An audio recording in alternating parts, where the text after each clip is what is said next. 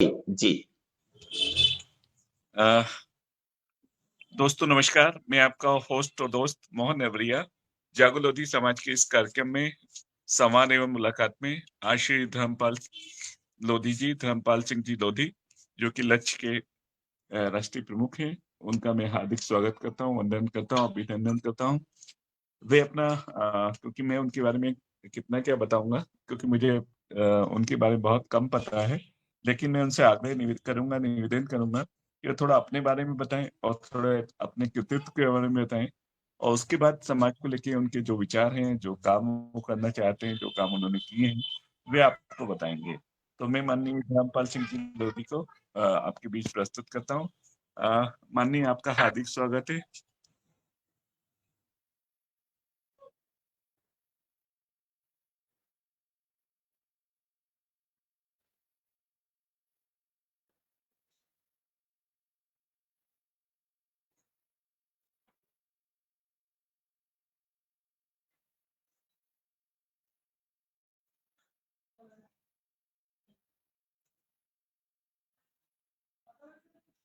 Sir video of कर लीजिए, network connectivity का इश्यू है आपका। ठीक है।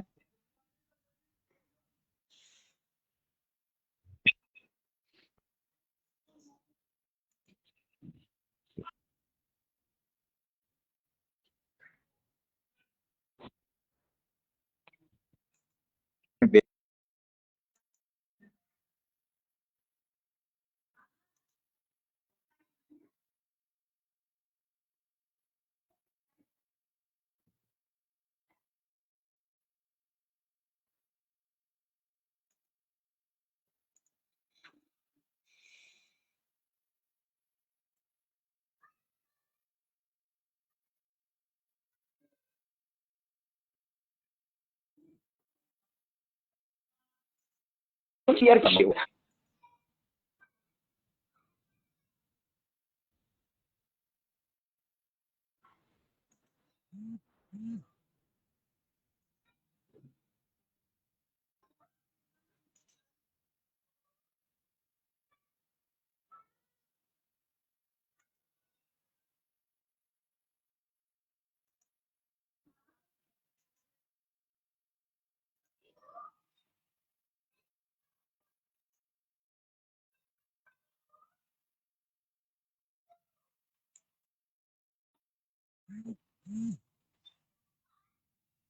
हेलो मोहन सर, मेरी आवाज आ रही है? बिल्कुल आ रही है। फिर मुझे सर उनकी आवाज़ नहीं आ रही है, माननीय जी। जी जी, बिल्कुल। अच्छा, एक्चुअली वापिस नेटवर्क कनेक्टिविटी का इश्यू है। तब तक आप कुछ हुँ, दर्शकों को जोड़े रखें। जी जी, जी। अ जागो लोधी समाज के सभी दर्शकों को एक बार पुनः मैं बता दूं कि आज हमारे बीच में हैं ब्रज के राष्ट्रीय प्रमुख श्री धर्मपाल सिंह जी लोधी, जो कि शिक्षा के क्षेत्र में काफी काम कर रहे हैं। उनको आपके बीच में अपनी बात रखने के लिए, उनका तारुफ कराने के लिए, परिचय कराने के लिए और उनके कृतित्व, उनके जीवन में जो उन्होंने काम किए हैं, जो उनकी योजना है जिस पे वो काम कर चुके हैं, ये सब बताने के लिए आज हमारे बीच में हैं। और थोड़ा कनेक्टिविटी का इशू है, तकनीकी कारण से डिस्कनेक्ट हुए हैं, वापस जुड़ेंगे आप लोगों से। मेरे साथ बने हुए मैं आपका दोस्त और होस्ट मोहन नेवरिया, जागो लोधी समाज के संवाद और मुलाकात इस कार्यक्रम में आप सभी का स्वागत करता हूँ। अब तक इसमें हम समाज की बहुत जितने जाने माने नाम थे, जो हस्तियां थी, उन सबको हम आपके बीच में लाते रहे और लाते रहेंगे। ये क्रम बना रहेगा, तो कृपया हमारे साथ सहयोग बनाए रखें और जुड़े रहें। श्री धर्मपाल सिंह जी लोधी वापिस हमसे जुड़ने का प्रयास कर रहे हैं। बने रहें लाइव पे।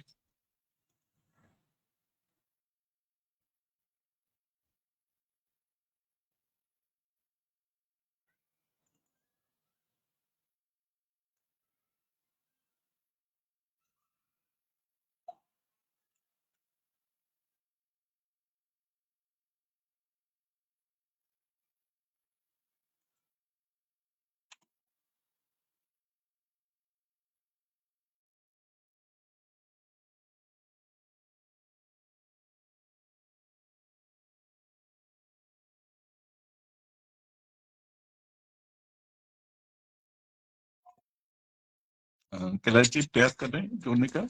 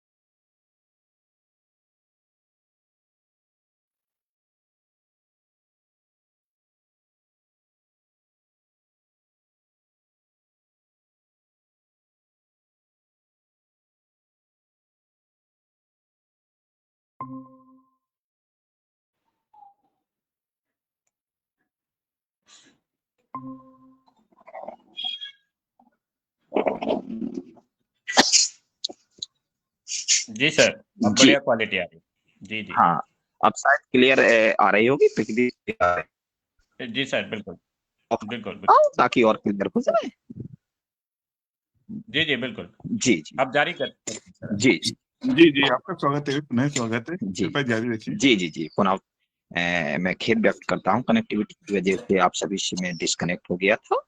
और जैसे कि मैं बात कर रहा था यहाँ पर समाज समाज को लोधी जागो मंच के माध्यम से परोया जा रहा है। वहीं बात कर रहे थे मेरे व्यक्तित्व या कृतित्व की, मैं बात कर रहा था कि जैसे कि हम समाज में जो सामाजिक पर्यावरण होता है वो एक नन्हे से पौधे को, बच्चे को पर्यावरणीय व्यवस्थाएं जो उपलब्ध कराता है उसकी छाप आजीवन रहती है। जैसे कि कोई भी व्यक्ति हो, हम स्वामी ब्रह्मानंद जी की बात करें या अन्य लोगों की बात करें, उसी तरह निसंदेह छोटे से बालक के ऊपर भी प्रभाव पड़ता है। मैं बहुत छोटा था, मुझे याद है, मैं एक बहुत ही उत्तर प्रदेश के हमीरपुर जिला में जुराट तहसील का एक बीहड़ में गांव पड़ता है जखेड़ी, मेरा जन्म वहां होता है। और जैसे ही मैं छोटा और करीब 6-7 वर्ष का होता हूँ तो मेरे मामा आते हैं और कहते हैं मेरे फादर से कि नहीं, मैं इसके अपने पास ले जाना चाहता हूँ। ले जाते हैं, मेरी शिक्षा दीक्षा, प्रारंभिक शिक्षा जो हमारे यहाँ से लगा हुआ छतरपुर मध्य प्रदेश में होता है, वहां से मेरा अक्सर आना जाना रहता था। हर 3 महीने में जब भी छुट्टियां होती थी, 6 महीने में आता था। तो जो मुझे प्रारंभिक शिक्षा के दौरान जो व्यवहारिक ज्ञान फादर से या परिवार से मिला, वो मेरे जीवन में आमिट छाप पड़ी मुझे। और वही मैं कह रहा हूँ कि बिल्कुल मानव मस्तिष्क एकदम एंड्रॉइड मोबाइल की तरह होता है। जो बचपन में हमें ऐप्स डाल देते हैं, वो जीवन भर वही ऐप्स काम करते हैं। बचपन में हमें यही सिखाया गया कि आपको जो गरीबी कैसे खत्म हो सकती है, समाज में जो सामाजिक अन्याय हो रहा है वो कैसे खत्म हो सकता है, या पर्यावरणीय व्यवस्थाओं को हम कैसे कायम रख सकते हैं, मानवीय मूल्यों को हम कैसे बढ़ा सकते हैं। तो बहुत सारे अनंत क्वेश्चन मार्क हमारे दिमाग में अनंत काल तक चलते रहे, शिक्षा के दौरान चलते रहे। जब हमने शिक्षा ग्रहण की, फिर हायर एजुकेशन ली, तब फिर जॉब के लिए आए, तब से लेके हमारे निरंतर कि हम इन मूल्यों को कैसे हासिल करें। ये छोटी छोटी छोटी छोटी छोटी हमें दर्शन की बातें मिलती रही, उन दर्शन हमारे दिमाग में आता रहा। और जैसे ही हमें समय मिला और एक सर्किल बनी,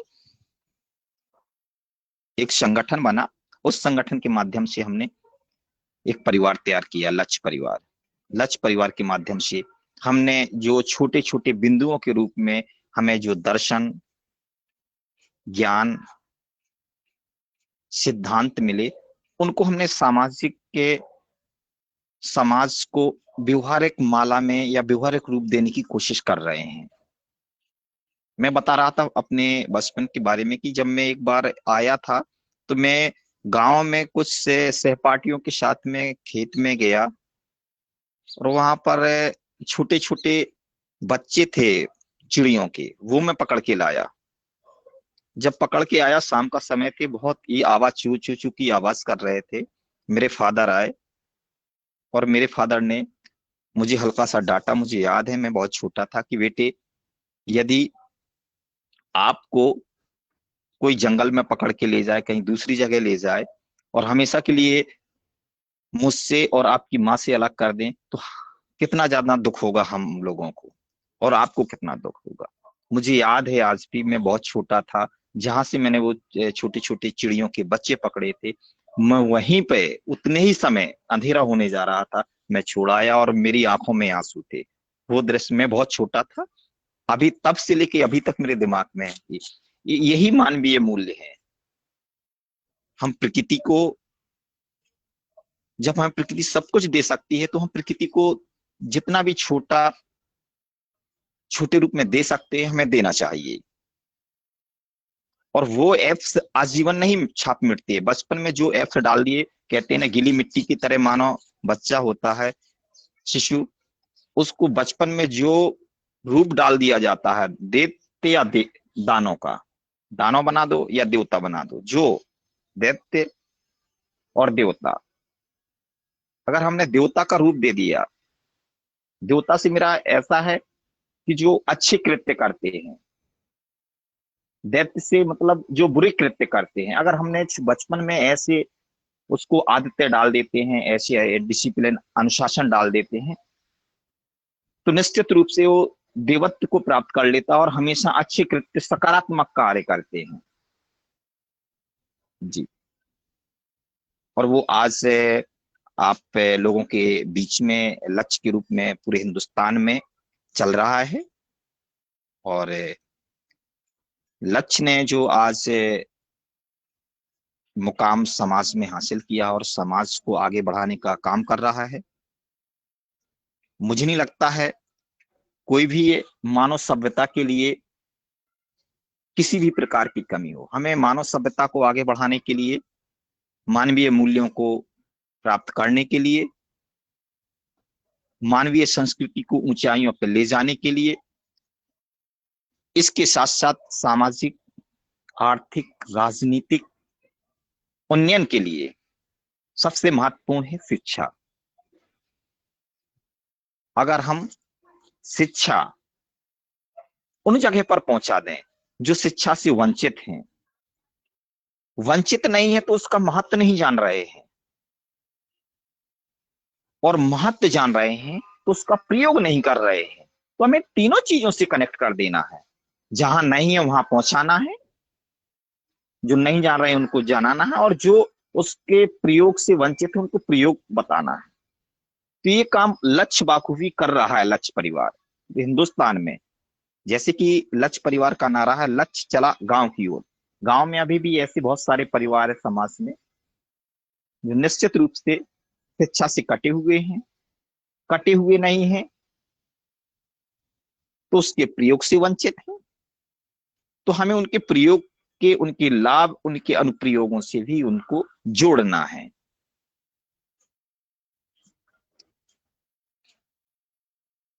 हेलो।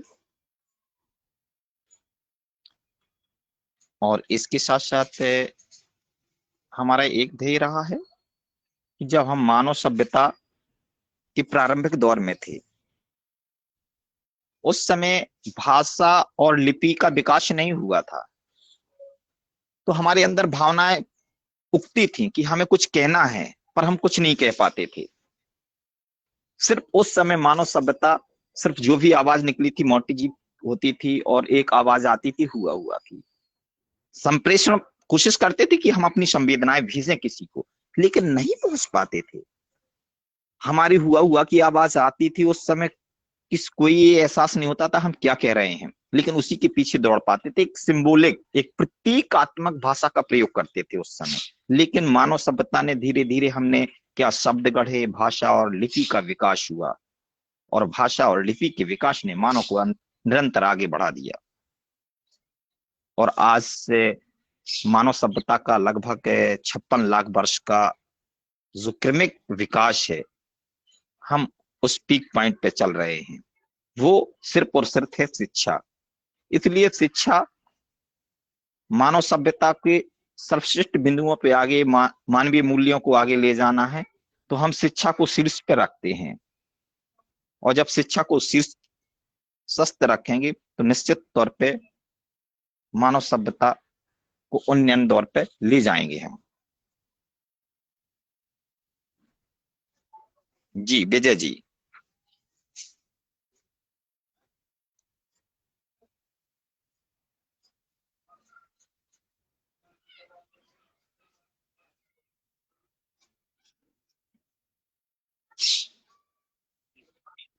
बदलाव में और अभी तक के जो प्रोजेक्ट है, अभी तक की जो योजनाएं, परियोजनाएं आपने शुरू की, उसके बारे में थोड़ा बताएं। जी जी, जैसे कि आपने कहा सामाजिक बदलाव, निश्चित तौर पे सामाजिक बदलाव है कि हमने शिक्षा के माध्यम से जो अवेयरनेस, कैरियर गाइडेंस, कोचिंग्स और पुस्तकालय खोले हैं समाज के लिए, और ये इनकी संख्या 100 से ज्यादा हो गई है, जो कि किसी भी गवर्नमेंट इस तरह की शैक्षणिक संस्थाएं खुलने में जो कठिनाइयों का सामना करती हैं, वो लक्ष्य परिवार ने कर दिखाया है हिंदुस्तान में। जो अभी राइट टू एजुकेशन बनाया गया, शिक्षा का अधिकार, उसमें प्रावधान है कि सामाजिक बदलाव कैसे लाया जाए, समाज की संस्कृति को उन्नयन कैसे बनाया जाए। उनकी भावनाओं में निहित उस आर्टिकल 21 में, राइट टू एजुकेशन में, उसमें ये भी निहित है कि हमें लाइब्रेरी, पीआरटी से लेके अपर हायर एजुकेशन तक, हमें प्रत्येक लाइब्रेरी, एक कॉलेज, विद्यालय या पीआरटी छोटे स्कूल होते हैं, वहां पर हमें एक लाइब्रेरी, मुख्य लाइब्रेरी होगी, और इसके बाद एक क्लास लाइब्रेरी होती है। ये राइट टू एजुकेशन में प्रावधान किया गया कि ये सब जगह स्थापित किया जाए। इसके बगैर, जैसे खेत में फसल बो देते हैं, बगैर पानी के फसल तैयार नहीं हो सकती है, ठीक उसी प्रकार से हम विद्यालय में जो एजुकेशन देते हैं, उस एजुकेशन का तब तक महत्व नहीं है जब तक कि उनमें पुस्तकालय स्थापित ना हो। ये ज्ञान के सागर हैं पुस्तकालय, और उन पुस्तकालयों को लक्ष्य परिवार ने लक्ष्य चला गांव की ओर। हमारा टारगेट है कि सभी गांवों में हम एक एक निःशुल्क पुस्तकालय खोलें, और उससे सामाजिक बदलाव आता है। हमारी सामाजिक, आर्थिक, राजनीतिक, हर तरह के हमें बदलाव देखने को मिल रहे हैं। सामाजिक बदलाव में आपके एजुकेशन के माध्यम से संविधान को लोग पढ़ रहे हैं, शिक्षा के माध्यम से विज्ञान से परिचय हो रहे हैं, अपनी संस्कृति से परिचय हो रहे हैं, और इसके साथ साथ हमारा दूसरा पक्ष ये भी रहता है कि लोग पाखंड और अंधविश्वास या कुरीतियों से दूर रहें। जब अंधविश्वास, पाखंड, कुरीतियों से दूर रहेंगे तो निश्चित रूप से सामाजिक बदलाव देखने को मिलेंगे, और इस समय मिल भी रहे हैं सामाजिक बदलाव। लोग बाग पाखंड, कुरीतियों, अंधविश्वास से दूर भाग करके शिक्षा की ओर अग्रसर हो रहे हैं और संविधान का अनुसरण कर रहे हैं। इससे भी राष्ट्र के जीडीपी में बहुत बड़ी ग्रोथ हो रही है। लोग बाग सोचेंगे जीडीपी को कैसे जोड़ रहे हैं। अरे जब हम संविधान का अनुकरण करने लगेंगे तो निश्चित रूप से एक सिविलियन, शुद्ध प्योर सिविलियन का जन्म होता, शुद्ध नागरिक का जन्म होता। जब शुद्ध नागरिक होता है तो वो कभी अपराध नहीं करता है, अपने कर्तव्यों का पालन करता है और समाज को ऊपर ले जाने का काम करता है। ये सारे सामाजिक बदलाव हमें देखने को मिल रहे हैं। जी विजय जी।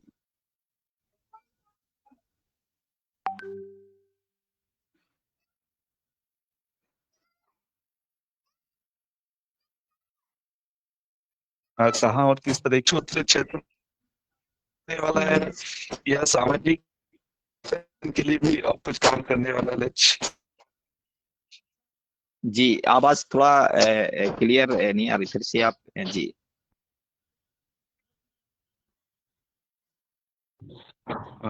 देखिए, मेरा प्रश्न ये है कि लक्ष्य की भविष्य की क्या योजना है, शिक्षा पे ही केंद्रित रखेगा अपने को, या सामाजिक परिवर्तन की दूसरी दिशाओं में भी कुछ काम करने का मन है? जी, जैसे कि आपने कहा कि लक्ष्य की भविष्य की योजना है, तो हम बता देना चाहते हैं कि लक्ष्य ने जो भविष्य में जो अपनी योजनाएं तैयार की हैं और टारगेट रखे हैं, लक्ष्य के जो लक्ष्य हैं, हम यही कहना चाहेंगे जो लक्ष्य के लक्ष्य हैं, तो समाज जो शिक्षा से और शिक्षा के मूल्यों से वंचित था, निश्चित तौर पे हम ये कहना चाहेंगे कि उनसे वंचित नहीं होने देंगे। और जो भी शिक्षा के लाभ हैं, चाहे सामाजिक क्षेत्र में हो, चाहे आर्थिक क्षेत्र में हो, या राजनीतिक क्षेत्र में हो, चाहे सांस्कृतिक क्षेत्र में हो, वो सभी शिक्षा के क्षेत्र के माध्यम, शिक्षा के माध्यम से उन मूल्यों को, उन लाभों को पहुंचाएंगे, ताकि उन लाभों को ले सकें। और निश्चित तौर पे शिक्षा के माध्यम से हम ये भी चाहेंगे, लक्ष्य के माध्यम से, कि आने वाले समय में मानवीय मूल्यों को हासिल करें। भविष्य में हमारी ऐसी योजनाएं रहेंगी। अभी भी समाज में, अगर सामाजिक हम दृष्टि से देखें, तो हम समाज, जो ग्रामीण समाज है, वहां देखते हैं कि बाकी में सामाजिक रूप से बहुत गरीब लोग हैं। आर्थिक की बात नहीं कर रहा हूं मैं, सामाजिकता की बात कर रहा हूं। समाज में बहुत गरीबी है, बहुत सारी सामाजिक बीमारियां हैं जिस पर लक्ष्य काम कर रहा है, जैसे कि शराब, जुआ, दहेज प्रथा। इन पे भी लक्ष्य प्रत्यक्ष और अप्रत्यक्ष रूप से काम कर रहा है। आज भी आप ग्रामीण क्षेत्रों में जाएंगे तो जो सुबह शाम का काम होता है, वो करने के बाद किसान या पढ़े लिखे नौजवान ये 3-4 काम करते हैं। तुरंत अपना खाना खाने के बाद फ्री समय में जो अन उत्पादक क्रियाएं होती हैं, वो करने लगते हैं। इनसे कोई प्रोडक्शन नहीं, अनप्रोडक्ट एक्टिविटी, जैसे जुआ, शराब, इन चीजों में बहुत ज्यादा खासकर युवा वर्ग इन्वॉल्व है। इसको भी हम कोशिश कर रहे हैं कि इस तरह से कैसे भी हो, समाज में जुआ और शराब को ज्यादा से ज्यादा हम बैन करें, और ज्यादा से ज्यादा लोग इसकी ओर से हटें, जिससे सामाजिक बदलाव आए। ये सामाजिक बहुत बड़ी बीमारियां, सामाजिक घुन है, समाज को पूरी तरह से खा जा रही हैं। और सिर्फ लक्ष्य नहीं, मैं सारे सामाजिक संगठनों को, अपने राजनेताओं को, और जो अन्य क्षेत्रों में कार्य कर रहे हैं उनको भी मैं कहना चाहता हूं कि सामाजिक बदलाव में इन ग्रामीण क्षेत्रों में इन बिंदुओं पर निश्चित तौर पर फोकस करे। और खासकर महिलाओं की शिक्षा पर, हमारी बहन बेटियों की शिक्षा पर, जब तक हम बहन बेटियों की शिक्षा पर फोकस नहीं करेंगे और सामाजिक बदलाव में ये इन बिंदुओं पर फोकस नहीं करेंगे, तो हम आगे नहीं बढ़ सकते हैं। जी विजय जी।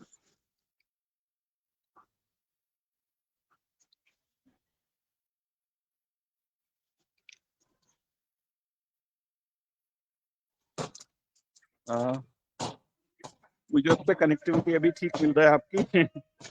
और जी जी जी जी। प्रश्न यही है कि आमतौर पे ऐसी धारणा लोग में बन रही है कि हम लोग बहुत हायर एजुकेशन या हायर जॉब्स के लिए बात करते हैं, खासतौर जी पर IAS IPS या UPSC की बात करते हैं। साधारण जी पढ़ाई लिखाई और साधारण शिक्षा, सामान्य शिक्षा पे शायद फोकस नहीं है, ऐसा लोगों का मानना है, ऐसी धारणा बन रही है। तो कृपया जी दर्शकों के लिए ये बात को थोड़ा साफ करने की कोशिश करें। जी जी जी। जैसे आपने कहा, ज्यादातर लोगों का ये मानना है कि हायर एजुकेशन, IAS IPS या PCS, इस तरह से इन पे फोकस है, या डॉक्टर, इंजीनियर्स, और जो साधारण शिक्षा है इस पर फोकस नहीं है। हमारा ऐसा मानना नहीं है।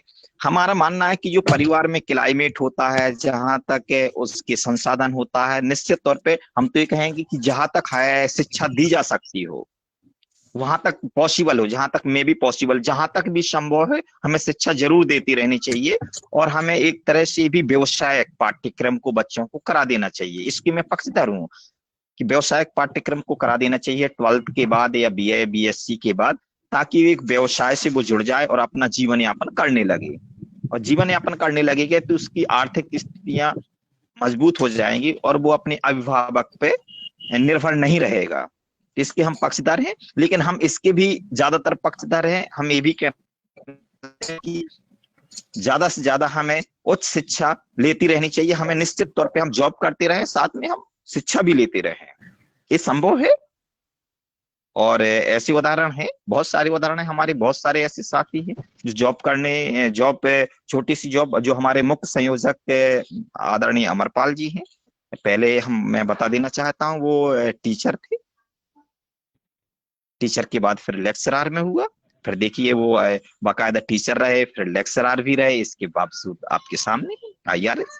तो हम ये है कि हमारे अंदर ये कहना चाहिए कि हमें डेवलपमेंट कैसे करना है, हमें शिक्षा के माध्यम से आगे कैसे बढ़ना है। जब तक हम शिक्षा के माध्यम से आगे बढ़ने की कोशिश नहीं करेंगे, हमें कुछ हासिल करना है, तब तक हम सोचेंगे नहीं तो हम कैसे आगे बढ़ेंगे।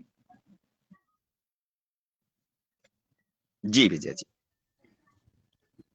एक और प्रश्न है कि सामान्य जीवन स्तर को जैसे संविधान पे भी फोकस है कि संविधान में क्या प्रावधान है, क्योंकि हमारा अपना समाज जो है पिछड़ा वर्ग में भी आता है, विमुक्त जाति में भी आता है, तो जी उनके क्या उनको कैसे क्या अपना अधिकार मिल सकता है, कैसे हक उनको मिल सकता है, इसको लेके कोई अवेयरनेस प्रोग्राम कुछ बनाया हो आपने, या विचार हो, थोड़ा बताएं। जी, जैसे कि आपने कहा कि संविधान के माध्यम से समाज को कैसे आगे बढ़ाया जा सकता, तो मैं सर्वप्रथम सभी श्रोताओं को ये बता देना चाहता हूँ कि जो मैंने बताया अभी पूर्व में कि मैं इतिहास का स्टूडेंट रहा, मैंने एंशिएंट में मेरा रिसर्च भी रहा है। तो मैं बता देना चाहता हूँ कि संसार की बात कर रहा हूँ, इस सृष्टि की बात कर रहा हूँ, जिसमें मानव सभ्यता, इस पृथ्वी की बात कर रहा हूँ। इस पृथ्वी में अभी तक जितनी सर्वश्रेष्ठ कृतियां थी, वो बाइबल, रामायण, गीता, कुरान या अन्य जो सर्वश्रेष्ठ कृतियां हैं, उनका निचोड़ है संविधान। मैं सिर्फ इंडियन कॉन्स्टिट्यूशन की बात नहीं की, वर्ल्ड में जितने भी कॉन्स्टिट्यूशन हैं, तो साहित्यिक जो कृतियां हैं, उनका निचोड़ कॉन्स्टिट्यूशन होता है। उसमें उन कृतियों का निचोड़ डाला गया है कॉन्स्टिट्यूशन में कि हमें किसी देश की व्यवस्थाओं को कैसे चलाना है।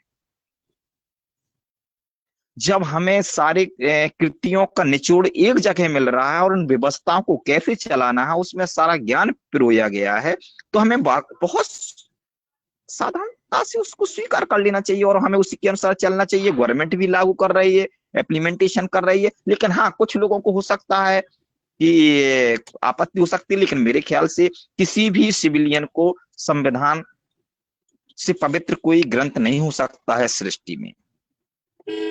तो संविधान के माध्यम से सर्वप्रथम यहाँ पर एक जैसे कि एक मैंने ही ऐसे पहली बार सर्व ग्रंथ संविधान वाचन करवाया था राट की भूमि में ही। और उसमें आपका कुरान, बाइबल, गीता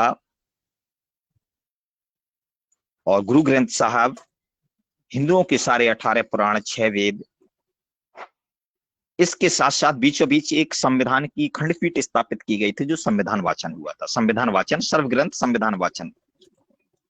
इसका वैसे ये था कि सारे जो सृष्टि संसार की जो कृतियां हैं, उनका निचोड़ संविधान की खंडपीठ बनाया गया और इनके माध्यम में इनमें डाला गया, और हमें कैसे व्यवस्थाएं कायम रखनी है, हमारे दायित्व क्या है, हमारे कर्तव्य क्या है, और हमें कैसे चलना है।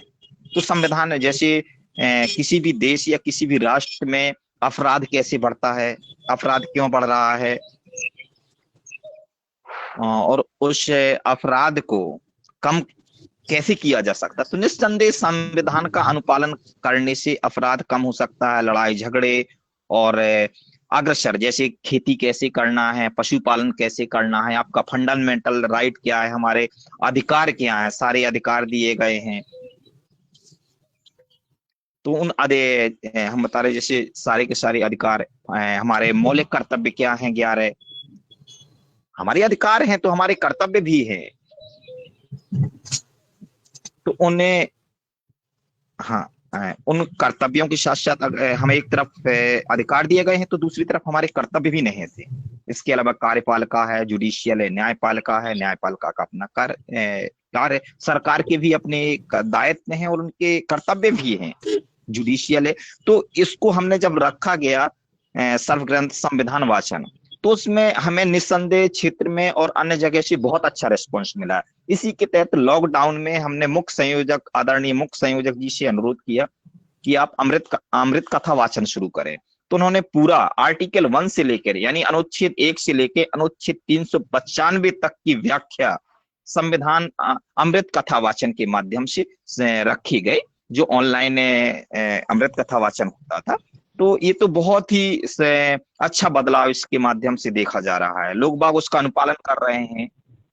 हमें जैसे कि मद्य निषेध कैसे कहा गया है, आर्टिकल, किन आर्टिकल में कहा कि सरकार चाहे तो उस पर भी बैन लगा सकती है, सरकार को दृढ़ निश्चय होना चाहिए। हमें पर्यावरणीय संरक्षण कैसे देना चाहिए, ये संविधान में मतलब आप हमें कोई एक चौपाई बता दीजिए, एक श्लोक बता दीजिए, कोई ऐसी एक सुक्ति बता दीजिए, कुरान की एक आयत बता दीजिए, आप हमें एक पढ़ के सुना दीजिए तो हम उसमें आर्टिकल बता देंगे कि फला आर्टिकल अप्लाइड कर रहा है। तो इसका मतलब है सारे ग्रंथों का निचोड़ संविधान है। जब सारे ग्रंथों का निचोड़ संविधान है तो निश्चित तौर पर संविधान के माध्यम से सामाजिक, आर्थिक, राजनीतिक हम उन्नयन को प्राप्त कर सकते हैं। जी माननीय, मेरे प्रश्न का एक्चुअली सवाल का जवाब नहीं दे पाए आप। मेरे प्रश्न ये है कि हमारा लोधी समाज जो है पिछड़ा वर्ग में भी आता है, विमुक्त जाति वर्ग में भी आता है, जी और इसको लेके लक्ष्य कुछ काम करने का सोचता है क्या? एक प्रश्न। और उसी का पूरक प्रश्न ये है कि उसकी अवेयरनेस को लेके भी कोई प्रोग्राम बनाना चाहता है क्या लक्ष्य? बहुत स्पेसिफिक है कि सिर्फ पिछड़ा वर्ग के लिए जो हम लोग उसी वर्ग में आते हैं और दूसरा विमुक्त जाति वर्ग में आते हैं, तो उसको लेके कोई योजना है क्या? जी, जैसे आपने एक पहले तो ओबीसी और विमुक्ति जाति के बारे में बताया, तो एक यहाँ पर कुछ जगह पर ऐसी ओबीसी के अलावा कुछ जगह पर लोधी जाति की बात हो रही है। तो हम स्पेसिफिक एलआर लोधी राजपूत की बात हो रही है, तो वहां पर कुछ 1 या 2 जगह पर इन लोगों को हमें जर्नल कैटेगरी में रखा गया है, जबकि इसमें मैं व्यक्तिगत कह रहा हूं, उस जो मूवमेंट चल रहा था तो उसमें प्रत्यक्ष और अप्रत्यक्ष रूप से दोनों रूप से हम लोग साथ थे। बिल्कुल निस्संदेह जो हमारे राइट है, हम राइट को लेके बिल्कुल सजग हैं और हम सभी के साथ में इस पे काम करने के लिए तैयार हैं और अपनी तरफ से भी काम कर रहे हैं। तो एक दिल्ली में एक मूवमेंट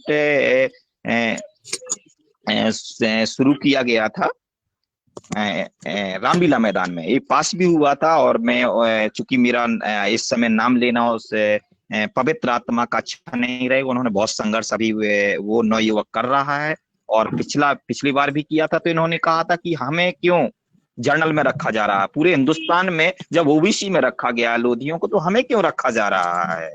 जैसे विमुक्ति के लिए भी बहुत अच्छा काम हो रहा है, जैसे विमुक्ति जाति के लिए।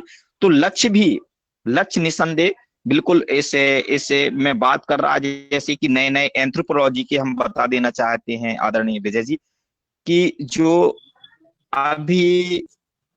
अभी कुछ पहले हम 2 पॉइंट यूपी की बता दे रहा हूँ, 2.2 लोधी 2.2% थे। लेकिन अब जब नए शोध आ रहे हैं एंथ्रोपोलॉजी के, तो हम अन्य बहुत सारी जैसे नरवरिया हैं, पथरिया हैं, बहुत सारी अन्य ऐसी कास्ट हैं जो उपजातियां हैं जो हमारी समाज से ही बिलोंग करती थी। इसका मतलब संख्यात्मक रूप से हम बहुत ज्यादा हैं। जब हम संख्यात्मक रूप से ज्यादा है तो निसंदेह हमें उसी अनुरूप में हमारा प्रतिनिधित्व भी मिलना चाहिए। इसकी बात भी हम रख रहे हैं। और हम जो खासकर राजनीतिक लोग हैं उनसे भी अपेक्षाएं रखते हैं कि निसंदेह जो कुछ चीजें हमारी मर्यादा है, अनुशासन है, जो हम अपने एक दायरे में कह सकते हैं। और निसंदेह जो हमारे राजनीतिक भाई बंधु हैं, हम उनसे अनुरोध करना चाहते हैं कि वो बाकायदा पार्लियामेंट में, विधानसभा में इन मुद्दों को उठाएं। और कुछ लोगों को मुझे गर्व है, कुछ लोगों ने पार्लियामेंट में भी बहुत मुद्दा विमुक्ति वाला और ओबीसी वाला बहुत अच्छी तरीके से उठाया। उसके लिए मैं उनका बहुत बहुत धन्यवाद देना चाहता हूँ। जी, मेरा ये प्रश्न ये भी था कि लक्ष्य खास तौर पे बाबा अंबेडकर जी को काफी महिमा मंडित करता है, ऐसा लोगों का मानना है, बल्कि आरोप भी है कि वो कहते हैं कि संविधान बड़ा परिपूर्ण और आदर्श बनाया था, मगर आप देखेंगे कि संविधान में भी लगातार संशोधन हो रहे हैं और उसमें जितनी भी कमी खामी थी उसको दूर किया जा रहा है। और आपको शायद जानकारी हो या ना हो, जब SC ST की बात आई थी, ब्रिटिश सरकार का शासन था, तब पिछड़ा वर्ग की बजाय विमुक्त जाति में कहूंगा, तब हमारे जी की बात आई थी। अंग्रेजों ने पूछा बाबा साहब अम्बेडकर जी से,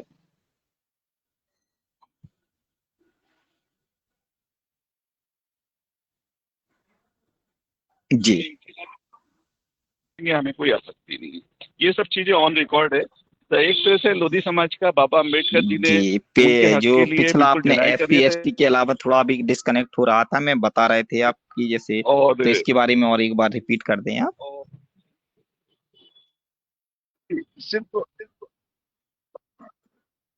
पहले जब आजादी को लेके और SC ST और उसके साथ अति पिछड़े वर्ग किससे आते थे, विमुक्त जाति के लोग, तो उनके बारे में जी जब पूछा गया था, उनके कल्याण के बारे में, उनकी योजनाओं के बारे में, तो उन्होंने सिर्फ जी अपनी बात SC ST को लेके रखी थी, और बाकी विमुक्त जाति जिसमें हम लोग भी आते हैं, उनके कोई कल्याण जी की बात या उनके लिए उन्होंने कोई बात रखने से मना कर दिया था और कहा था इनके साथ जो जी व्यवहार करना है आपके ऊपर है, आप देखिए जो करना है। जी तो इस तरह जी का ये सब चीजें ऑन रिकॉर्ड है। और जी तो वैसी स्थिति में हम लोग उनको महिमा मंडित करके भगवान की तरफ पूछ रहे हैं, क्या ये ठीक है? हाँ, मैं जो आप बता रहे हैं, मैं उनसे बता देना चाहता हूँ कि जैसे अंबेडकर जी की बात कर रहे हैं कि आप लोग अंबेडकर जी से बहुत प्रभावित हैं और आप उनको बहुत महिमा मंडन करके, मैं बहुत ही बढ़ा चढ़ा के कदापि नहीं। और रही बात अंबेडकर जी के सिद्धांत और दर्शन की, तो ये सिर्फ लक्ष्य के माध्यम से सिर्फ आया अध्यक्ष होने के नाते मैं नहीं और संयोजक जी की ही नहीं, बल्कि तो नॉलेज ऑफ सिंबल। देखिए यहाँ डेमोक्रेटिक सिस्टम है, नॉलेज और सिंबल ज्ञान के प्रतीक बना इनको बताया गया, नॉलेज और सिंबल है। तो निसंदेह बहुत हद तक हम ये नहीं कह रहे हैं कि देखिए हम मानव है तो कहीं ना कहीं एरर हो सकती है, मैं इसको स्वीकार करता हूँ, वो कोई भी हो, लेकिन मैक्सिमम मानव सभ्यता को आगे बढ़ाने के लिए, मानवीय मूल्यों को आगे बढ़ाने के लिए निश्चित तौर पे जो दर्शन आया संविधान के माध्यम से, वो निश्चित तौर पे बहुत अच्छा था, अच्छा है और भविष्य के लिए भी अच्छा है। रही बात आप विमुक्तियों की अभी बात कर रहे थे कि उसकी ओर नहीं दिया, तो हम ये नहीं कह रहे, हो सकता है एरर हो, उस समय एरर हुई हो, तो उन एरर को जो एरर हुई हैं, निश्चित तौर पे उन एरर को हम दूर करने की पूरी प्रयास करेंगे। और जो आप में कुछ लोग आरोप लगाते हैं कि अंबेडकर जी को, ऐसा नहीं है, हम उन दर्शन और सिद्धांत की बात कर रहे हैं, हम किसी का पक्षपात नहीं कर रहे हैं, किसी का महिमा मंडन नहीं कर रहे हैं, किसी को ईश्वर की जो संकल्पना आप कर रहे हैं, किसी को ईश्वर की संकल्पना से नहीं जोड़ रहे हैं, सिर्फ और सिर्फ उन दर्शन को आगे बढ़ाने की कोशिश कर रहे हैं ताकि मानवीय मूल्यों को बढ़ाया जा सके। और विमुक्ति के लिए बात हो रही, निस्संदेह कुछ विमुक्ति जैसे चार्टर अधिनियम में 1972 या 1994, इन सारे प्रावधानों में निस्संदेह बहुत ही इन अधिकारों को बहुत सारी अन्य जातियों को क्या किया गया, अलग थलग कर दिया गया। और पहले तो जेनेटिकल क्रिमिनल्स में रखा गया, ये विडंबना है, हमारे लिए कलंक है, समाज के लिए, हमारे समाज के लिए कलंक है। फिर जाके 1954 में जेनेटिकल क्रिमिनल में रखा गया था, में आनुवांशिक अपराधी में रखा गया था, जबकि 1994 में ये सिर्फ 2 शब्दों में, एक जेनेटिकल की जगह हमें हैब्सुअल में डाल दिया गया।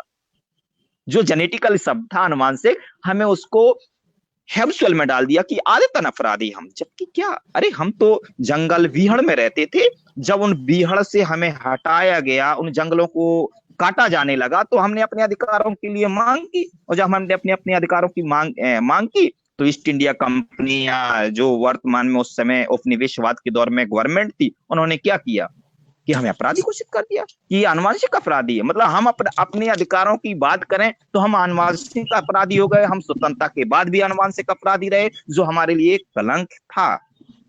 और 1954 में जो उसको जेनेटिकल की जगह शब्द जेनेटिकल हटा के हैबिचुअल कर दिया कि आदतन अपराधी, जो कि ये भी एक बहुत बड़ा कलंक था समाज के लिए, जो नहीं होना चाहिए था।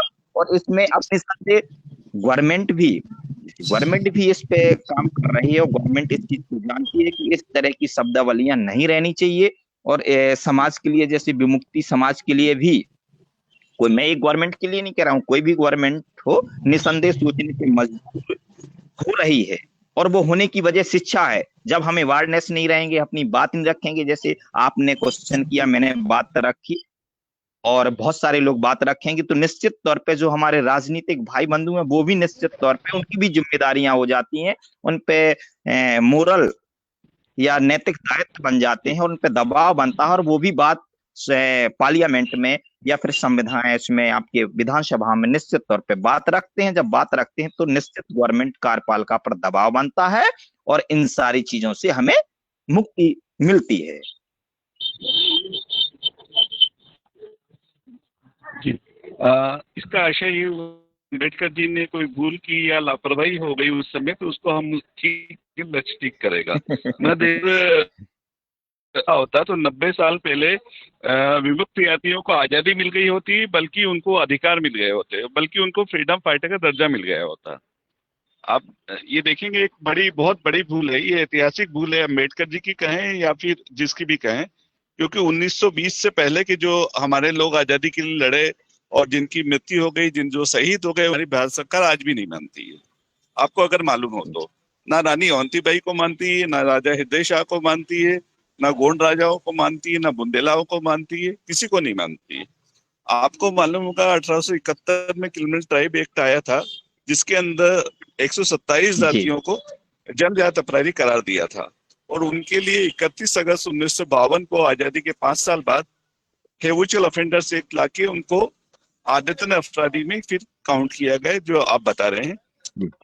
लेकिन आज भी उनको जो मूलभूत अधिकार हैं वो नहीं मिल पा रहे हैं, और देश में आज विमुक्त और घुमंतु और अर्धघुमंतु जनजातियां 1658 है, और ये 25 करोड़ के आसपास लोग हैं जिनके पास 99% लोगों के पास कोई फोटो आईडी नहीं है, तो उनको भारत सरकार की किसी सुविधा का कोई लाभ नहीं मिल पाता। ये सब चीजें ऑन रिकॉर्ड है, और सुप्रीम कोर्ट में एक SLP दाखिल हुई थी, उसके अंदर भी रजिस्ट्रार जनरल ऑफ इंडिया ने माना है कि 2011 में 15 करोड़ की आबादी थी, ऐसा उन्होंने एक्सेप्ट किया था। तो ये सब चीजें हैं, वो लड़ाइयां आज हमको आजादी के इतने साल बाद लड़ना पड़ रही है, जो अम्बेडकर जी चाहते तो उस समय आज से सॉल्व हो गई होती।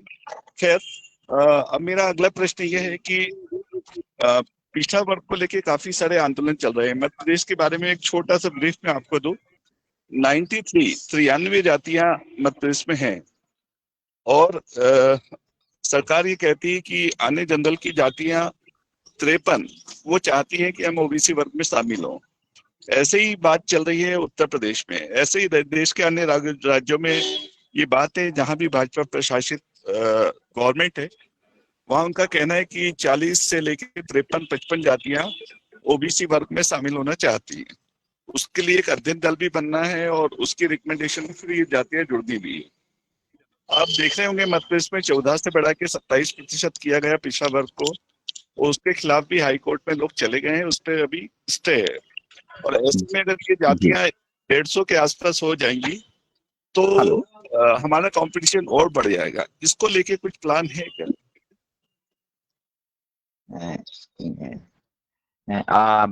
कुछ से आवाज ब्रेक हो रही है, फिर भी मेरे पास जो आवाज आई है उनके अनुसार मैं बता देना चाहता हूँ कि जैसे मैंने बताने की कोशिश की है कि जी 40 से 55 नई जातियां ओबीसी में जोड़ने की एक्सरसाइज चल रही है, वो भी गवर्नमेंट लेवल पे चल रही है। गवर्नमेंट बोलती है मांग की गई जनरल से, तो हम 45 से 50 जातियों को जोड़ेंगे, वो जोड़ना चाहते हैं। उसके लिए अध्ययन दल भी अलग अलग बीजेपी की जितनी गवर्नमेंट है वहां पे बनाए जा रहे हैं, उनकी रिकमेंडेशन पे फिर जोड़ा जाएगा। और जबकि जो रिजर्वेशन है वो कई राज्यों में कम है काफी। जैसे मध्य प्रदेश में 14 था, जिसका कमलनाथ गवर्नमेंट ने 27 किया, मगर उस पर हाईकोर्ट का स्टे आया हुआ है।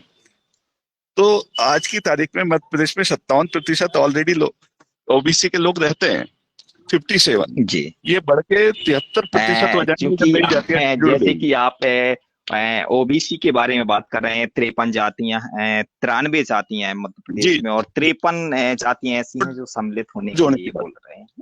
तो चूंकि अगर बहुत अगर कुछ ज्यादा बोलूंगा तो लोग बाग ये कहेंगे कि चूंकि लक्ष्य जो है गैर राजनीतिक संगठन है और इस पर राजनीति कर रहे हैं, जबकि ये नहीं, राजनीति की बात नहीं, ये तो हक की बात है भाई, गाइडलाइन पिछड़े वर्ग है। के हक की बात है। कोई क्या ओबीसी की जो गाइडलाइन तैयार की जाती है उसमें क्या सारे के सारे ओबीसी के लोग मेंबर्स रहते हैं, या जो आयोग गठित किया गया था किन के आधार पर किया गया था, किसी से छिप अभी अध्ययन दल बनाने की बात है, 11 सदस्यीय, ऐसा उसमें सभी रखा जाना चाहिए? ये कौन डिसाइड करेगा? ये मतलब मैं आपकी बात रख रहा कि हूँ अगले कि 1-2 कौन है। महीने जी।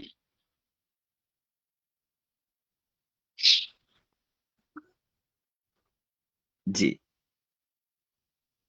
सभी संगठनों से अपेक्षा करते हैं कि इस पे कुछ करेंगे, इस पे वो संज्ञान भी लेंगे, और जो हो सकता होगा उस बारे में अवेयरनेस प्रोग्राम भी करेंगे, इसकी खिलाफत भी करेंगे, अपनी बात भी रखेंगे सरकार के सामने। लेकिन लक्ष्य भी इस तरह के मुद्दों को लेगा क्या, ये मेरा प्रश्न। नहीं, लक्ष्य चूंकि प्रत्यक्ष रूप से अगर देखा जाता है, जो लक्ष्य का अपना दर्शन और सिद्धांत है गैर राजनीतिक है, इसलिए हम निश्चित तौर पे ओबीसी के पक्षधर हैं। लेकिन इसको हम हमारी प्राथमिकताओं में मुख्य रूप से शिक्षा रहती है, और इसमें अप्रत्यक्ष रूप से हम बिल्कुल ओबीसी के साथ में हैं। लेकिन मुख्य वजह जो आपने बताया कि अभी जैसे जातियां हैं, तो हमारा प्रश्न यहाँ पर ये हो जाता है कि जब कोई आयोग गठित होता है, उसमें अध्यक्ष बनाया जाता है, उसकी गाइडलाइन तैयार की जाती है, तो वो गाइडलाइन तैयार करने वाले या उस आयोग के अध्यक्ष, इस पे हम प्रश्न चिन्ह लगा देते हैं। ये लोग कौन हैं? और जब हम लगाते हैं तो हमारे ही भाई बंधु कहते हैं कि ये गैर राजनीतिक संगठन राजनीतिक बातें क्यों करते हैं, जबकि ओबीसी एक अधिकार है, सबको बात रखनी चाहिए अपनी अपनी, किस तरह से हमारे अधिकार सुरक्षित होंगे, हमें किन जातियों को सम्मिलित करना चाहिए, किन जातियों को सम्मिलित नहीं करना चाहिए। ये पार्लियामेंट में मैं ये बात नहीं कर रहा हूं, मैं तो पार्लियामेंट की बात बता दे रहना चाहता हूँ। बहुत सारे लोगों ने ये कही, मुझे इस मंच पे नहीं कहना चाहिए, आपने कह दिया तो मैं बता देना चाहता हूँ कि बात कही कि अरे भाई हमें रिजर्वेशन वाली बात आ जाती है, या इस तरह से सर आरक्षण की, तो भाई ये भी कहा गया कि आप तो काउंट करवा लीजिए, जातिवार जनगणना करा दीजिए, उसी के अनुसार सारी समस्याएं समाप्त हो जाएंगी, वैसे ही अधिकार दे दीजिए, वैसे ही रिजर्वेशन कर दीजिए, सारी समस्याएं समाप्त हो जाएगी। तो हम इस मुद्दे पे ज्यादा कुछ नहीं कहना चाहेंगे, क्योंकि ये हमारे जो मुख्य मोटिव है, उससे थोड़ा मुख्य उद्देश्य है, उससे थोड़ा हल्का सा हटके है। नहीं, मगर सर हमारे अपने समाज में कोई पॉलिटिकल संगठन घोषित रूप से तो है ही नहीं, सभी लोग नॉन पॉलिटिकल हैं। तो फिर ये पॉलिटिकल ये मौलिक अधिकार की बात कहें तो उस पर कौन काम करने वाला है, ये प्रश्न है मेरा। कौन सी थी, भाषा कौन सी थी? नहीं, मौलिक अधिकार पे निश्चित तौर पे लक्ष्य, जैसे संविधान SC बोले, कई जगह ST में आता है कि लक्ष्य निश्चित तौर पे काम भी कर रहा है, इसमें कोई दो राय नहीं है संविधान के तौर पे। और चूंकि ओबीसी या कुछ इस तरह के, हम निजी तौर पे एक कोई ओबीसी को लेके अभी तक कोई हमारा ऐसा कोई संगठन हमने नहीं चलाया जैसे संविधान के पे चल रहा है। तो अप्रत्यक्ष रूप से तो आप कह ही सकते हैं कि निश्चित तौर पे ओबीसी के लिए भी काम हो रहा है लक्ष्य के माध्यम से। सिर्फ हम तो ये ओबीसी नहीं, बल्कि हम तो कहेंगे SC ST OBC जो 85% उनके लिए भी हमारा काम अप्रत्यक्ष रूप से हो रहा है, जो मानवीय मूल्यों को आगे बढ़ाने के लिए तय करेगा। आदरणीय, आपका हार्दिक स्वागत है डॉक्टर साहब। विजय भाई, अगले कोई प्रश्न तो लें, क्योंकि लक्ष्य मुझे लगता है सिर्फ समाज की नहीं, SC ST की भी चिंता करने वाला है। तो मुझे लगता है कि सिर्फ लोधी समाज को उनके भरोसे नहीं रहना चाहिए। मुझे लगता है कि वो सामान्य जन की बात भी ध्यान करते हैं, काम के साथ सामान्य मानवीय मूल्यों की चूंकि बात हो रही है। जी माननीय, मुझे लगता है अगले प्रश्न विजय भाई कुछ दर्शकों ने लिए हो तो। हाँ, धन्यवाद सर, बहुत बहुत धन्यवाद सर। सर मेरा क्वेश्चन है कि लक्ष्य क्या है, इसकी स्थापना की आपकी क्या परिकल्पना है, आपका नंबर इसकी स्थापना जी, जैसे कि आपने कहा लक्ष्य क्या है, लोधी छतरी एम्प्लॉयड एसोसिएशन, लक्ष्य की फुल फॉर्म। और ये जो लक्ष्य है, अपने कामों के बारे में लक्ष्य का और आपको उद्देश्य और मोटिव, जब लोधी छतरी एम्प्लॉयड एसोसिएशन का गठन जी आपका 16 में किया गया था, 2016 में रजिस्टर्ड, और इसके पहले हम लोग काम कर रहे थे। तो लक्ष्य शब्द जो आया है, बहुत सारे लोग इसमें भी आरोप लगा देते थे कि लक्ष्य पहले से चल रहा था। मैं विश्वास के साथ कह रहा हूँ कि लक्ष्य हम लोग इलाहाबाद में बहुत दिनों तक तैयारी किए, और वहीं माननीय संयोजक जी भी, और बाद में सिलेक्शन हुआ। तो लक्ष्य जो काम उस समय बता रहे हैं कि 1984 के आसपास गठन हुआ था, उस लक्ष्य का उद्देश्य क्या था हमें पता नहीं था। और कोई समाज में इसके पहले अगर आप जान रहे हो तो बहुत सारे लोगों को भी नहीं पता होगा। हमने सभी जगह से खंगाला गया। जब हमने गठन किया तो कुछ लोग आरोप लगाने कि नहीं लक्ष्य तो हम चला रहे हैं, तो हमने कहा आप चलाइए।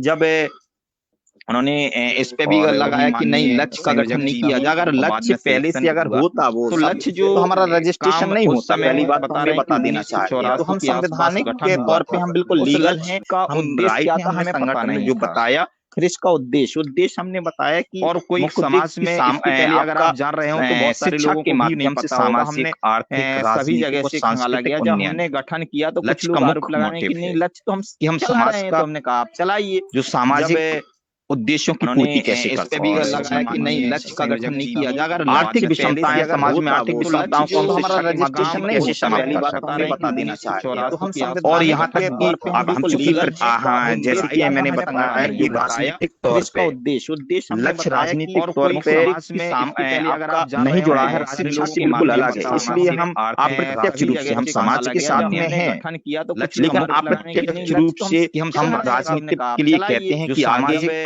उद्देश्यों की पूर्ति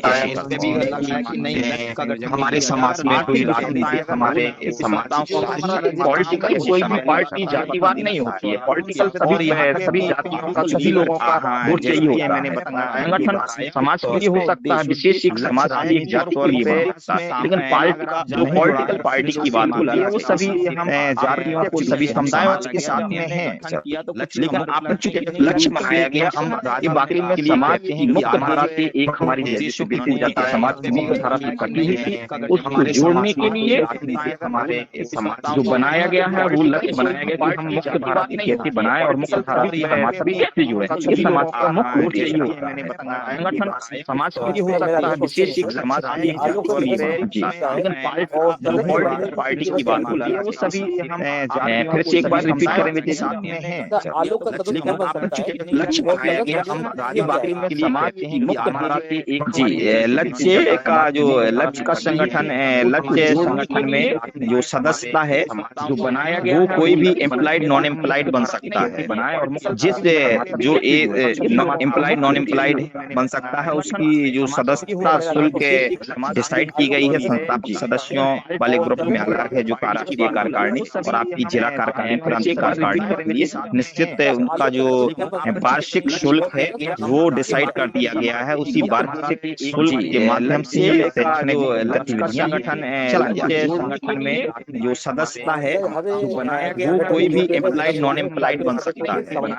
जिस एम्प्लॉयड नॉन एम्प्लॉयड बन सकता है उसकी जो सदस्यता शुल्क जो आपके संस्थापक सदस्य हैं जिन्होंने संस्थापक कार्यकारी जो आपके निश्चित उनका जो आजीवन सदस्य शुल्क है वो डिसाइड कर दिया गया है। उसी और जो अंशकालिक सदस्य होते हैं जिला कार्यकारिणी हैं वो अपने एक साल के लिए बन जाते हैं, फिर इसके बाद रिन्यूअल हो जाते हैं, एनुअल रिन्यूअल करा लेते हैं, वार्षिक एनुअल, और वो पुनः सदस्यता लेते रहते हैं। और वही लोग आपके जिला से कार्यकारिणी प्रांतीय कार्यकारिणियों में आते हैं। प्रांतीय कार्यकारिणी जो संस्थापक है उसमें राष्ट्रीय कार्यकारिणी जिन्होंने उसमें भी कार्यकारी जो आपके निश्चित उनका जो आजीवन सदस्य शुल्क है वो लक्ष्य की कार्यकारिणी और जो अंशकालिक सदस्य होते हैं लक्ष्य की वो अपने 1 साल के लिए बन जाते हैं, फिर इसके बाद जी लक्ष्य की कार्यकारिणी बाकायदा डेमोक्रेटिक सिस्टम के तहत है। कार्यकारिणी का गठन होता है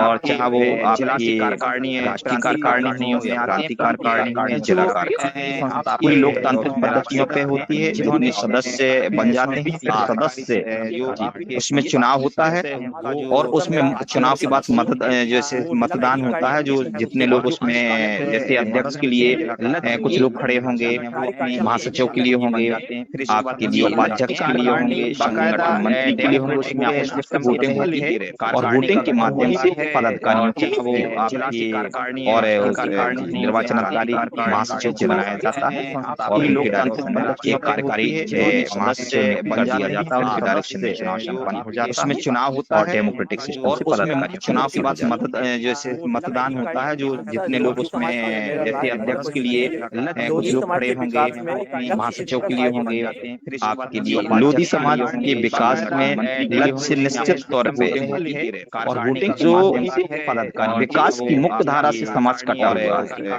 निर्वाचन अधिकारी चाहे वो सामाजिक में पुनः रिपीट करना चाहता हूँ, सामाजिक आर्थिक दिया जाता है। इन सभी क्षेत्रों में जो विषमताएं, सामाजिक विषमताओं को, आर्थिक विषमताओं को सभी को खत्म करने के लिए कोशिश करेगा शिक्षा के माध्यम से। जैसे अध्यक्ष के लिए कुछ लोग खड़े होंगे, महासचिव के लिए होंगे, लोधी समाज के विकास में लक्ष्य निश्चित लक्ष्य और वोटिंग जो विकास की मुख्य धारा से समाज कटा है।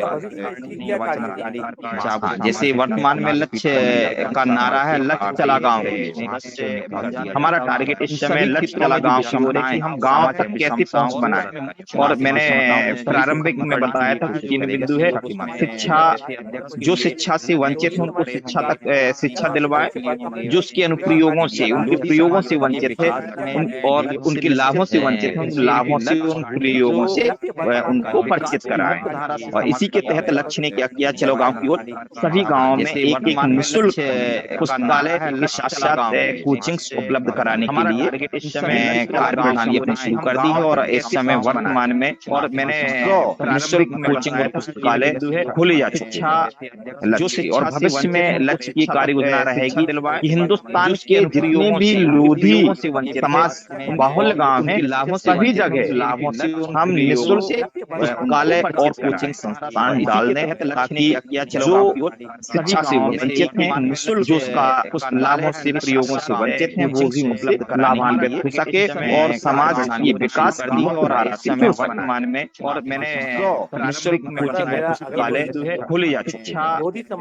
और भविष्य में लक्ष्य की कार्य योजना रहेगी कि हिंदुस्तान के जितने भी लोधी समाज बाहुल गांव शासन स्तर पे, चूंकि हम बता रहे हैं कि पहले मैंने बताया कि ये गैर राजनीतिक संगठन है, शासन स्तर पे हम लोग जैसे अभी मैंने ही बता रहा हूँ अपने व्यक्तिगत तौर पे आपको बीएससी ऑफिस में लिख के दिया कि हम ये विकास भविष्य की कार्य योजनाओं में शासन स्तर पे कि हम कुछ विद्यालयों को एडॉप्ट करेंगे, गोद लेने की कोशिश करेंगे और उसमें हम निःशुल्क टीचिंग जो टीचर्स हैं वो उपलब्ध करवाएंगे शासन स्तर पे। जो हमारे लोधी बाहुल क्षेत्र है वहाँ पर हम सप्ताह में 1 या 2 दिन जो कैरियर गाइडेंस नवोदय या इस तरह से जिनको हम पढ़ा सके हम लोग वहाँ पर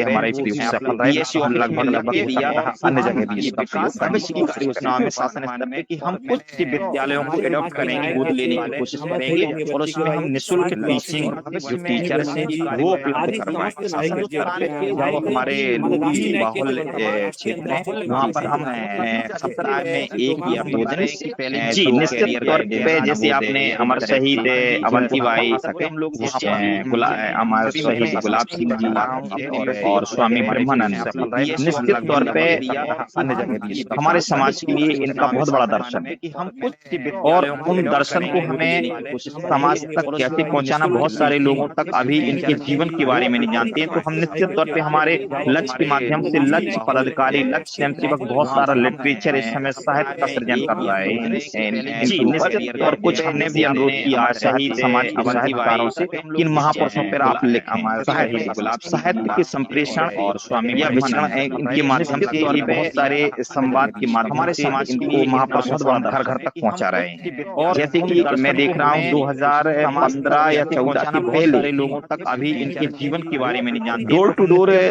स्वामी ब्रह्मानंद जी, रानी अवंतीबाई और अमर शहीद गुलाब सिंह की फोटो नहीं होते थे। लोग बाग दूसरे लोगों के महापुरुषों को अपने कोई भी फंक्शन होता तो रखते थे। अब हमें गर्व के साथ मैं कह रहा हूँ विजय जी कि हिंदुस्तान में कहीं भी लोधी समाज का कार्यक्रम होता है तो चाहे वो राजनीतिक हो, चाहे सामाजिक हो या किसी प्रकार का सामाजिक होता है, कोई भी महापुरुष की फोटो की बीचों बीच हमारे महापुरुषों के जीवन के बारे में लगाई जाती है। इसका मतलब फोटोओं का मतलब ये है कि हमारा दर्शन, हमारे इन महापुरुषों का दर्शन इनके बीच में पहुंच रहा है। और इसमें इन सारी चीजों को दूसरे लोगों में लक्ष्य बापू भी सफल हुआ। जैसे कि अभी पिछले 125वें वर्षगांठ स्वामी परम स्वामी जी के 125वें जन्म दिवस पे तो 1,25,000 दीप तो बनाया गया, जो शायद हिंदुस्तान में सिर्फ अयोध्या या शायद बीएचयू में इस तरह से कार्यक्रम ऑर्गेनाइज होता है। इसके अलावा हिंदुस्तान में कहीं नहीं होता है।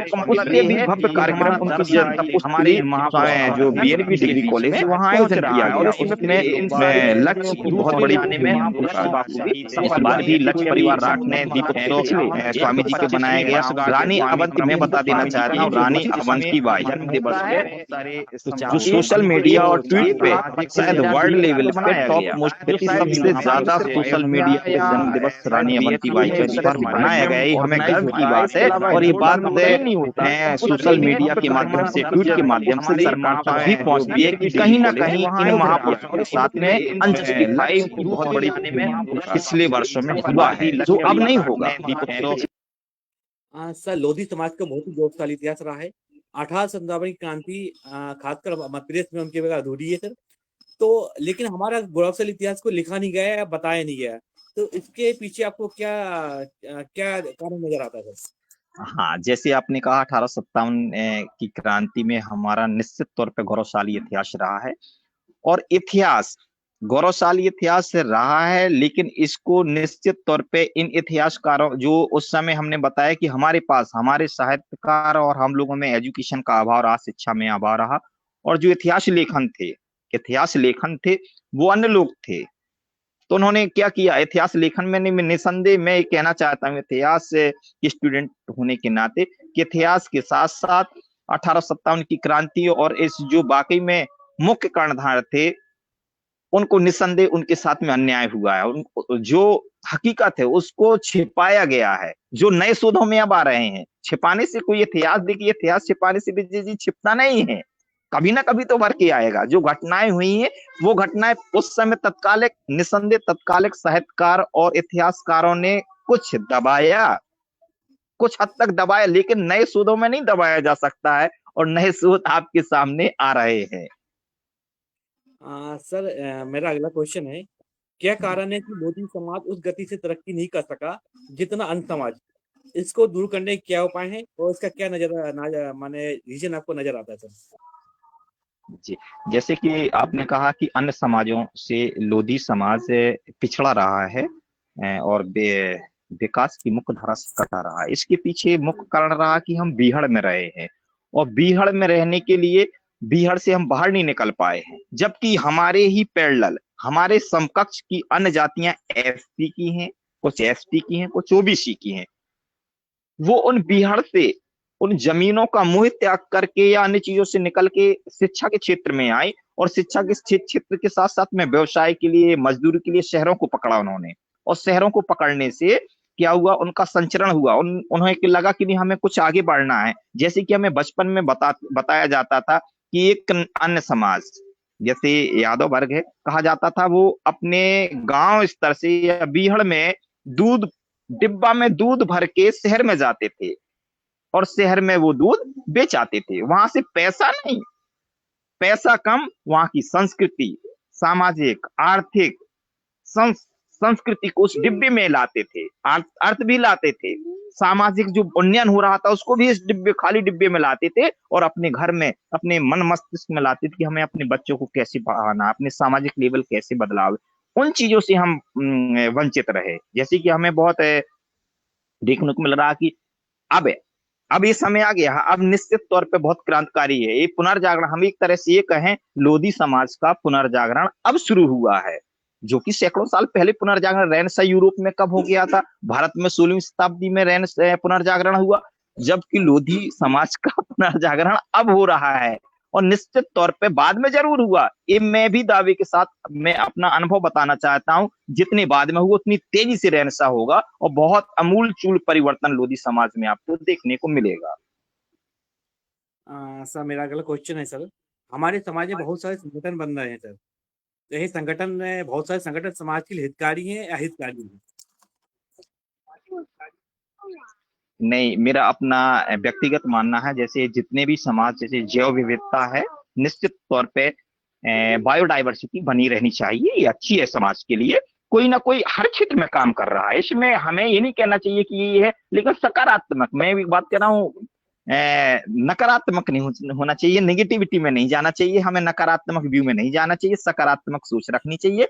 जितने संगठन है वो अपने मुख्य उद्देश्य, भाई कोई भी संगठन बनता है, कोई भी परिवार का गठन किया जाता है, संघ बनता है, तो उसके उद्देश्य होते हैं, वो अपने मुख्य उद्देश्यों को अचीव करे। और उद्देश्य संगठन कोई भी बनेगा तो समाज के हित के लिए बनेगा, जब हित के लिए बनेगा वो अपने उद्देश्यों को प्राप्त करेंगे तो निश्चित तौर पे उसका लाभ समाज को मिलेगा। हो सकता है कोई संगठन राजनीतिक क्षेत्र में काम करना चाहता हो, बहुत अच्छी बात है, वेलकम है, समाज को स्वीकार करना चाहिए। कुछ संगठन ऐसा है कि आर्थिक क्षेत्र में काम करना चाहते हैं, जगह जगह लोगों को अवेयरनेस करे कि नहीं आप फला जॉब से जुड़िए, फला फैक्ट्री के साथ जुड़िए, फला व्यवसाय करिए, इस तरह की कृषि फार्मिंग करिए, तो ये भी बहुत अच्छा है। जैसे कि लक्ष्य एजुकेशन के साथ साथ अन्य क्षेत्रों में काम कर रहा है, ऐसे भी निश्चित तौर पे जितनी भी समाज में जैव विविधता रहेगी, इसका फायदा निश्चित तौर पे मिल रहा है समाज को, एक मंथन हो रहा है और उसमें कुछ अच्छा और बुरा सब कुछ फिल्ट्रेट होकर सामने आ रहा है, बुरी चीज एक साइड हो जा रही है और अच्छी चीजें सब कोई एडॉप्ट कर ले रहा है। सर हमारे समाज में एक मांग उठ रही है कि एक समाज एक संविधान एक संगठन, इससे आप सहमत हैं? यदि सहमत हैं तो इसके लिए कुछ कार्य योजना बना रहे हैं सर आप? एक समाज एक संविधान एक संगठन, एक जी जी जी जी, नहीं अगर ऐसा है तो ये भी समाज के लिए, मैं नहीं कह रहा हूँ, जो समाज की मांग उठ रही है मैं इससे इतर बितर नहीं होना चाहे, तो निश्चित तौर पे अगर ऐसा है तो और उन्नयन की बात है। ये देखिए, ये विकास के दौर के विकास जो होता है कई चरणों से गुजरता है, जैसे मैंने बताया अभी वो दौर चल रहा है कि बहुत सारे बायोडाइवर्सिटी में अनंत, मैं ये नहीं कह रहा हूँ 100-200, मैं तो अनंत की बात कर रहा हूँ, अनंत संगठन काम कर रहे हैं, अभी कुछ समय और करेंगे। लेकिन जैसे ही समाज आगे उन्नति करेगा, निश्चित तौर पे जिस संकल्पना को आपने रखा है, निश्चित तौर पे उस संकल्पना के मैं पक्षधर हूं और निश्चित तौर पे वो संकल्पना पूरी होगी। थोड़ा समय का अभी हो सकता है, थोड़ा समय और लगे, जो आपने संकल्पना रखी मैं संकल्पना को स्वीकार करता हूं और निश्चित तौर पे समाज को उन्नयन के लिए ये संकल्पना बहुत ही अमर रहेगी, जो समाज को अमृत को प्राप्त करवा देगी। सर एक हमारी जो नेशनल बॉडी होनी चाहिए लोधी समाज की, उसकी कार्य योजना के लिए क्या आप लक्ष्यों में प्रस्ताव आ सकता है जिसमें अंग संगठन जुड़ते एक नेशनल लेवल की एक बॉडी बने, जिसे सभी संगठन के अधिकारी लोग हैं और जो समाज के लिए काम है, जिसके दिशा निर्देश में पूरा समाज अग्रसर हो सके। कैसा समाज के लिए, फिर से आप एक बार रिपीट करें। सर एक नेशनल बॉडी होना चाहिए जिसमें सभी संगठन के लोग हों और वहां का जो निर्णय है समाज के सभी लोग माने। इस प्रकार की नेशनल बॉडी बना के आप पक्षधर हैं, तो इसके लिए आप कुछ प्रयास करने वाले हैं सर? चूंकि अभी हमारे पास समय का अभाव होता, लेकिन निश्चित तौर पे जैसे कि आपने ये प्रश्न रखा इस मंच पे, लोधी जागो समाज के मंच पे, तो निश्चित तौर पे इस तरह का जो राष्ट्रीय बॉडी बनाने के लिए समाज के लिए निस्संदेह बहुत अच्छे महत्वपूर्ण है और इसके बारे में निश्चित तौर पे हम सोचेंगे। इससे निश्चित तौर पे समाज से को लाभ मिलेगा और समाज के साथ साथ सिर्फ समाज की बात नहीं यहाँ हो रही है इस आपके मंच के माध्यम से, समाज को नहीं बल्कि पूरे राष्ट्र को लाभ होगा। भाई जब हम विकास की मुख्य धारा से कटे रहेंगे, एक साइड रहेंगे, तो हम राष्ट्र की संकल्पना कैसे पूरी कर पाएंगे? राष्ट्रवाद, हमारा राष्ट्रवाद का उदय हो ही नहीं सकता है जो राष्ट्रवाद की संकल्पना है। तो निश्चित तौर पे देश की जीडीपी में भी बहुत ग्रोथ होगी। हम इस संकल्पना के साथ इसके आपके साथ हैं। सर राष्ट्र हमारे स्वामी जी का जन्म, स्वामी जी कर्म भूमि भी है, जन्मभूमि भी है, तो उसको राष्ट्रीय पर्यटन स्थल घोषित करने के लिए लक्ष्य कोई कार्य कर रहा है सर, या उसकी कोई कार्य योजना है सर?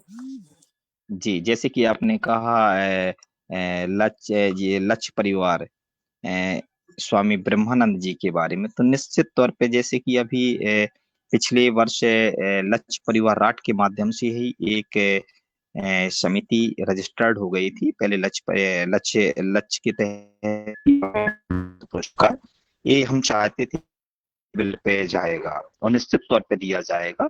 और जैसे इस पे चल रहा है, निश्चित तौर पे कुछ ना कुछ अच्छा की करेगा, लक्ष्य परिवार का ऐसा मानना है और इस पे कुछ विचार चल रहा है। और चूंकि हम आपसे अभी चूंकि उसको कार्य योजना को कार्यान्वित नहीं किया गया, इसलिए हम आपको क्षमा प्रार्थी हूँ, मैं शेयर नहीं करना चाहता हूँ। निश्चित तौर पे इस पे विचार विमर्श चल रहा है। सर ये एक आपके जीवन संबंधी प्रश्न है मेरा सर, कि आपके जीवन संबंधी कुछ अनुभव रहे हैं जो हमारे नौजवानों के लिए प्रेरणा स्रोत हो सकते हैं, तो उन अनुभवों को आप शेयर कर सकते हैं हमारे नौजवानों के साथ सर। जी जी, थैंक यू विजय जी। मैंने शुरू में कहा था कि मानव मस्तिष्क एक एंड्रॉयड मोबाइल की तरह होते हैं।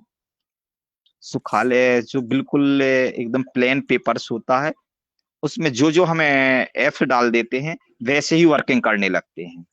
तो बचपन में भी ऐसे ही हमारा भी दिमाग था। निश्चित तौर पे हमें भी ऐसे ही बहुत सारे अनुकरण मिलने को मिले, परिवार से, माता पिता से, समाज से।